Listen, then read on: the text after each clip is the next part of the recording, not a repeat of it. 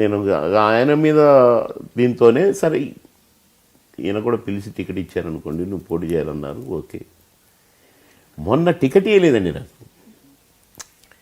కేసీఆర్ గారు ఎన్నో సందర్భాల్లో నన్ను పార్టీలోకి రమ్మంటే, బావగారు నేను రాను, డూ ఆర్ డై, నేను అన్నం ఉండదలుచుకున్నా, ఎందుకంటే మంచి మంచి వాళ్ళు కూడా పార్టీలు మారి అన్పాపులర్ అయ్యారు, నేను అట్లా ఆగదలుచుకోవద్దు బావగారు ప్లీజ్ అని చెప్పిన పలు సందర్భాల్లో. ఆయన కూడా నన్ను డిస్టర్బ్ చేయలేదు. 1-2 సార్లు నేను ఇంటికి వస్తున్నా అన్నారు కేసీఆర్ గారు. హరీష్ రావు గారు కూడా మీ బావ రమ్మంటున్నాడని వచ్చారు. నేను బావగారు అంటాను, ఎంతమందిలో ఉన్నా నన్ను కూడా బావమరిది అంటాడు. అప్పటి పిలుపు అయినా ఇప్పటికి మర్చిపోలేదు, అది ఆయన గ్రేట్నెస్. నేను ఫస్ట్ పార్టీలో చేరిన రోజున పార్టీ ఆఫీసులో అంతమందిలో మీడియా ప్రెస్ ముందు ఫలానా ప్రొఫెసర్ గారు, ఫలానా పారిశ్రామికవేత్త ఫలానా గారు, ఫలానా మాజీ మంత్రి గారు ఫలానా గారు, మాజీ మంత్రి నా బావమరిది బాబుమోహన్ గారు అని మాట్లాడారు. కళ్ళ నిండా నీళ్ళు నాకని. ఇది అప్పుడు పిలిచిన పిలుపు ఓకే.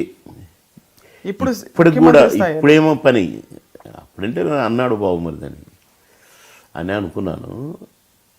టికెట్ ఇవ్వకపోయేసరికి నాకు ఫోన్, అప్పటికి 10 days అయిపోయింది. ఇక నేను ఏ పాలిటిక్స్ వద్దు, హాయిగా సినిమాల్లో టీవీ సీరియల్ చేసుకున్న బతకొచ్చు నేను మంచిగా ప్రజలకు దగ్గర. ఎందుకో నా మంచికే ఈయన టికెట్ వేయలేదు, మంచి పని అయింది అనుకున్నాను నేను ఎట్టుపోలేదు, ఇక ఇంట్లోనే ఉన్నాను. ఫోన్ కేసీఆర్ గారు మాట్లాడతారు, గుండె గడగడ గడగడ కొట్టుకుంటుంది. ఇక అంటే చానాల తర్వాత మాట్లాడుతున్నాను, ఏమంటాడు అసలు ఎందుకు వచ్చింది ఈ ఫోను. సరే అని హలో అని పెట్టుకున్నాను. ఏం బామ్మరిది ఇంకా బుద్ధి రాలేదా, నిన్ను మోసం చేస్తాడని తెలుసు నాకు, నా ఇంటి తలుపు ఎప్పుడు తెరిసే ఉంటాయి, రా అన్నాడు. రేపు వస్తా బావా, నీ ఇష్టం బామ్మరిది అని పెట్టేసి పొద్దున్నే పోగానే టికెట్ ఇచ్చాడు. పోటీ చేయిపో అన్నాడు, వేసాను. 15 రోజులు ఒక్క చిటికేసుకుంటూ తిరిగాను, గెలిచాను, వచ్చాను. సో నేను పార్టీలు మారవలేదండి.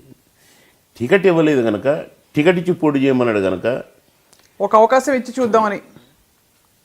అవకాశం కాదు, మీకు ఒక అవకాశం ఇచ్చుకుని పాలిటిక్స్లోకి తెచ్చింది నేను. ఇప్పుడు నువ్వు ఎటుగాని పరిస్థితి అయిపోయింది, అంతే కదండి. సినిమాలు మానేశాను, సినిమాలు ఇప్పుడు నేను ఇక్కడ రాజీనామా చేశాను అనగానే వస్తాయా, రావు. నేను ఇప్పుడు ఏం చేసి బతకాలనే దాంట్లో పడిపోయానండి. ఇప్పుడు నా లైఫ్ ఏంటండి. ఆ టైంలో పిలిచి టికెట్ ఇచ్చి పోటీ చేయిపో అని మనుషుల్ని ఇచ్చి, బాబు అన్ని చూసుకోండి మీరు అని పంపిస్తే అసలు కళానిజమా చెప్పండి. కండ వేశారు, బీఫారం ఇచ్చారు, పోటీ చేయిపో అన్నారు, రేపు లాస్ట్ డేటు నామినేషన్. ఇవాళ టికెట్ ఇవ్వకపోతే ఇచ్చాను, పోయాను. సరే, ప్రజలకు నా మీద ఉన్న అభిమానం గెలిపించింది, వచ్చిన. అంతేకాని నేను ఏదో పదవుల కోసం పార్టీలు మారి కాదండి. ఆ ప్రేమను చూశాను, ఈ ప్రేమను చూశాను. అందరూ మారారు, నేను మారకుంటున్నాను. ఇతను ఎవడు మాట వెదవల మాట విని నాకు టికెట్ ఇవ్వలేదు. ఒక అతనికి ఎంపీ టికెట్ ఇచ్చిండండి, వాడు 10 కోట్లు పెట్టుకుంటున్నాడు. వాడు చెప్పిన వాళ్ళకి టికెట్లు ఇచ్చి బాబుమోహన్ కొద్దు ఇవ్వద్దు అని వాడు చెప్తే నాకు ఈయన ఇలే. ఈయన క్యాండిడేట్ని పెట్టిండు, డిపాజిటే రాలే వాడికి. ఎంపీ క్యాండిడేట్ కూడా డిపాజిట్ రాలే. డిపాజిట్ ఎందుకు రాదండి, 7 కాన్స్టిట్యున్సీలు ఉంటాయి కదా ఎంపీకి. నా పవర్, నాకు జరిగిన అన్యాయం అంత పనిచేసింది. బాబుమోహన్కి టికెట్ ఇవ్వా అన్నట్టు అయిపోయింది. నిజం. మరి ఎంపీకి 7 నియోజకవర్గం, ఇప్పుడు నా నియోజకవర్గంలో రాలేదండి, మిగతా నియోజకవర్గంలో రావాలిగా. 6 ఉన్నాయి కదా ఇంకా. నేను ఎక్కడ మళ్ళా ఇప్పుడు మాట్లాడుతున్నాను. అవును, ఈ మధ్య అసలు ఎక్కడ మీరు, నేను ఎక్కడ ఒక్క మాట నాకు టికెట్ ఇవ్వలేదని కానీ, నాకు ద్రోహం జరిగిందని కానీ, అన్యాయం జరిగిందని కానీ, సినిమా ఫీల్డ్ని వదిలేసుకోవాల్సి వచ్చింది ఈయన గురించి అని కానీ నేను ఎక్కడ అనలేదండి.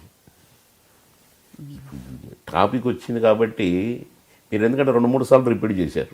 ఈ పార్టీలు 2-3 పార్టీలు మారితే ఎట్లా, నేను మారలేదండి, అదే కాన్షియన్స్ మళ్ళీ. పరిస్థితులు మిమ్మల్ని అలా తీసుకెళ్ళాయి. ఇప్పుడు అదే ప్రజలకు పార్టీలు మారండి అనేది ఉంటే 100 కోట్లు పెట్టినా కూడా అంత మెజార్టీ ఎట్లా గెలుస్తుండే నేను?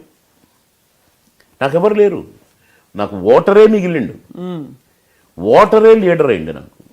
నాకు లీడర్ లేరండి, అందరిని కొనేసిండు అతను, అందరిని కొనేసిండు.